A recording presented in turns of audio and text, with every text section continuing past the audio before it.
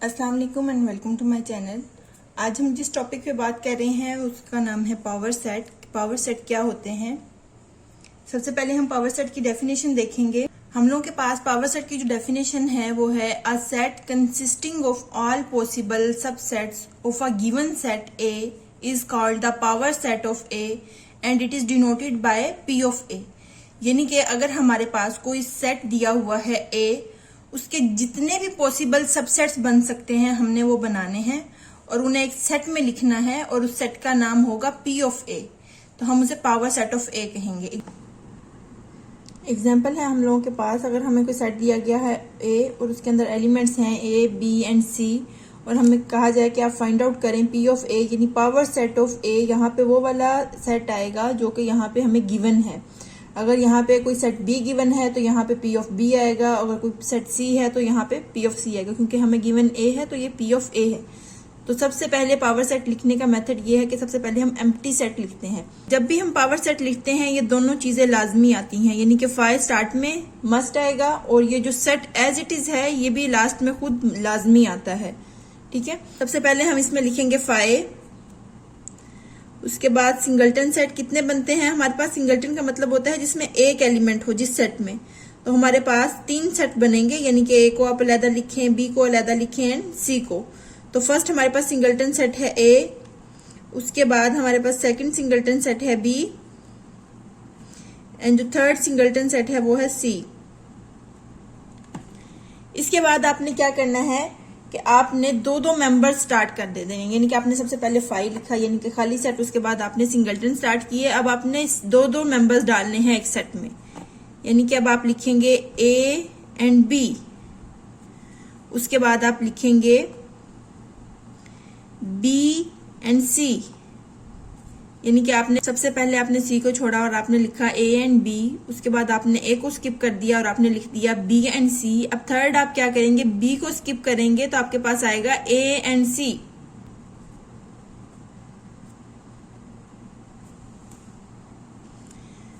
Next आता है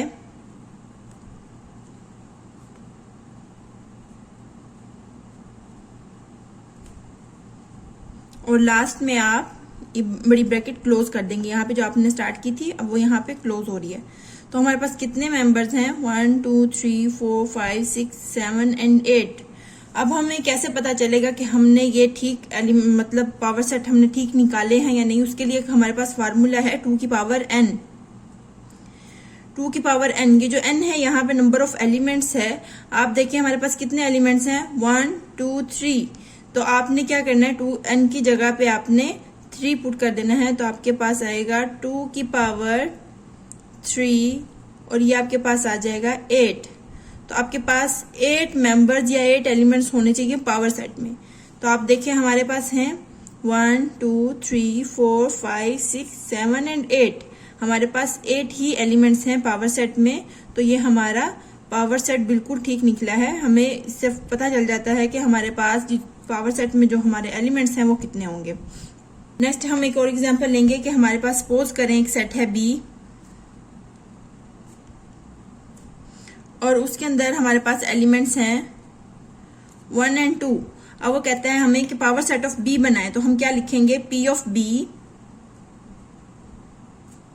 is equal to, अब पी ऑफ बी हमने लिखने हैं तो मैंने आपको क्या बताया था, सबसे पहले हम क्या लिखते हैं फाइ, उसके बाद हम सिंगलटन सेट 1, उसके बाद 2 का सिंगलटन, उसके बाद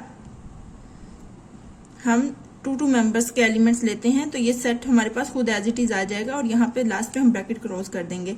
अब आप देखिए हमारे पास इस पे 4 एलिमेंट्स आ रहे हैं इस पावर सेट ऑफ बी में। तो हम फाइंड आउट कर लेते हैं कि क्या ये हमारे एलिमेंट नंबर्स ऑफ एलिमेंट ठीक हैं। तो उसके लिए वही फार्मूला हम यूज करेंगे 2 की पावर n। यहाँ पे जो n है हमारा वो है 2, यानी कि 2 है हमारे पास नंबर ऑफ एलिमेंट्स। तो ये आएगा हमारे पास 2 की पावर 2 और ये आते हैं 4। तो इसका मतलब हमने जो power set of B find out किया है वो बिल्कुल ठीक है।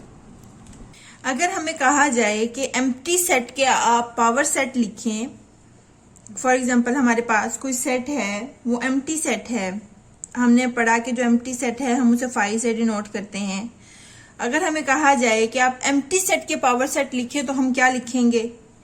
तो अब क्या करते हैं, हम इसे कर लेते हैं पी ऑफ फाइ तो एम्प्टी सेट का जो पावर सेट है वो set as it is empty set ही आता है।